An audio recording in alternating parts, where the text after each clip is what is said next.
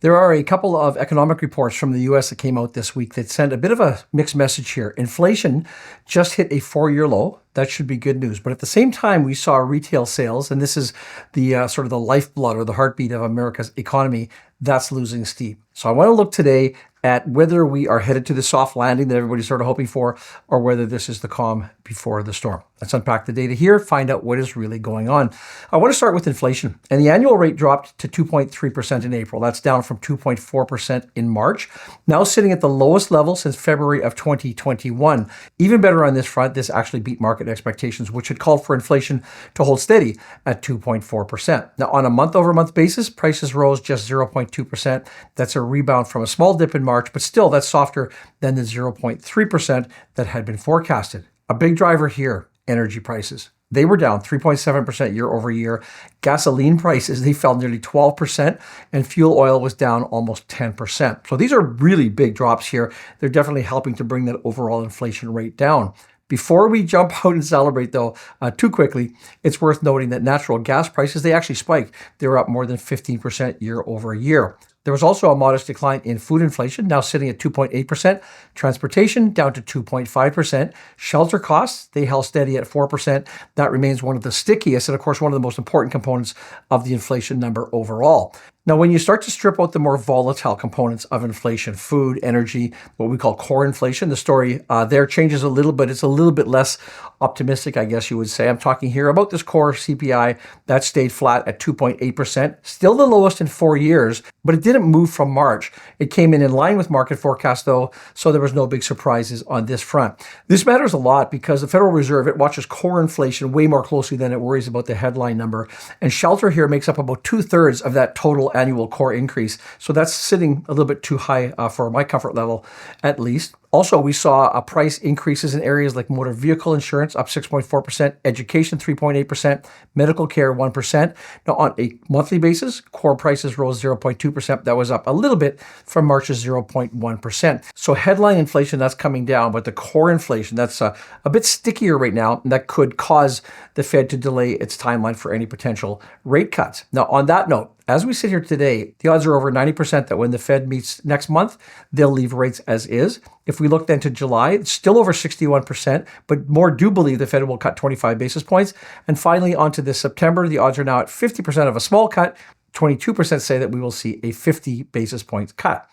So that is the latest on U.S. inflation. And this is where sort of the narrative shifts. Now, again, according to economic reports this week, retail sales, they rose just 0.1% in April. That sounds okay until you remember that March's number was revised up to 1.7%. So the momentum there, at least according to this report, is clearly slowing. If we look at what's behind it, one factor likely is consumer caution following this wave of new tariff announcements that we saw early last month. Tariffs, of course, can push prices higher, and that can make shoppers pause as they make their decisions. Still, that 0.1% gain actually beat expectations. Analysts had forecast zero growth, so it's not all bad news on that front. Where did consumers spend? This actually tells us a bit of a story. The biggest increases came from food services and drinking places, up 1.2%, building materials and garden supplies, up 0.8%, and furniture and electronics were both up 0.3%.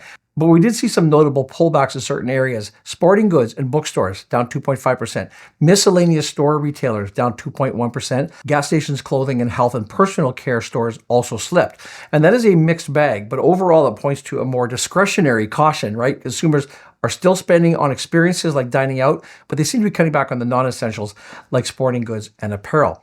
Now, here's where this data actually becomes even more important. When you strip out those volatile components like food services, auto sales, gas, building materials, you're left with what economists call the control group of retail sales. And this measure is used to help calculate GDP growth that actually fell 0.2% in April. That is a red flag, especially since analysts were expecting it to rise 0.3%. So in short, here, the very data that feeds into the official measure of economic growth just turned negative. Clearly, if that trend continues, that would suggest that consumer demand is weakening. That's something that the Fed clearly will be watching for very closely. So how do we make sense of all of this data? Well, on the surface, inflation is cooling. That's the good news. Lower energy prices, we saw modest food inflation, soft monthly CPI. That all points to progress. but the progress isn't wide-based. It's not broadly based. Core inflation, that's still holding pretty steady. We see shelter remaining elevated. Retail spending is showing signs of slowing down, and that's not necessarily a sign of economic strength. It could be a sign, I think it probably is a sign, that consumers are feeling squeezed. So we see this contradiction between lower inflation, weaker spending. That could reflect a transition period. So I would say we're probably not out of the woods yet. What does that mean for the Fed and for investors?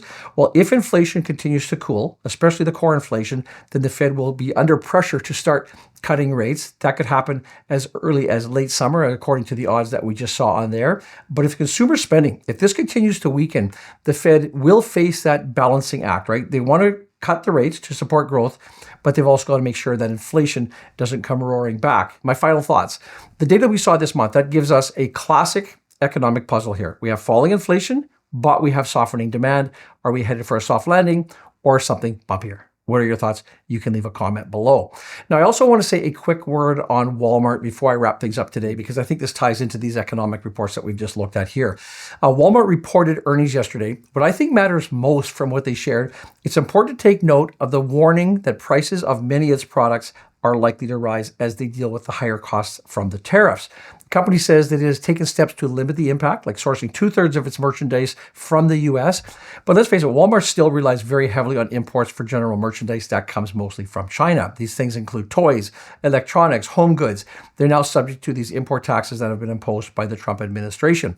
On this topic, CEO Doug McMillon, he says, "We will do our best to keep our prices as low as possible, but given the magnitude of the tariffs, even at the reduced levels announced this week, we aren't able to absorb all the pressure given the reality of narrow retail margins." Some of these price increases have already begun in April, and they are accelerating right into May. Now, Walmart is also facing tariff-related costs on hikes like groceries imported from countries like Costa Rica and Peru. This will affect your bananas, your avocados, and your coffee. Who can start the day without that? So to manage costs, Walmart says it's asking its suppliers to switch to cheaper materials, cheaper components. But even if those efforts are successful, Walmart says that inflationary pressures are real. Consumers will start to notice changes in the checkout line in the months ahead. So I just thought I'd end today's episode on that important, somewhat depressing note, but that's just the reality that we live in today.